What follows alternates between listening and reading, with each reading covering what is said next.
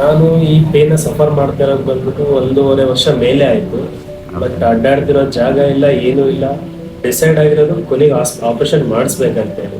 L4 L5 damage ಆಗಿರೋದ್ರಿಂದ, disc bulge ಆಗಿರೋದ್ರಿಂದ operation ಮಾಡಿಸ್ಬೇಕಂತ ಅನ್ಕೊಂಡ್ಬಿಟ್ಟು ಹೋಗಿದ್ವಿ. ಬಟ್ ಆದ್ಮೇಲೆ ನಮ್ಮ ಅಪ್ಪನ ಫ್ರೆಂಡ್ಸ್ ಹೇಳಿದ್ಮೇಲೆ ಈ ಜಾಗಕ್ಕೆ ಬಂದಿರೋದು.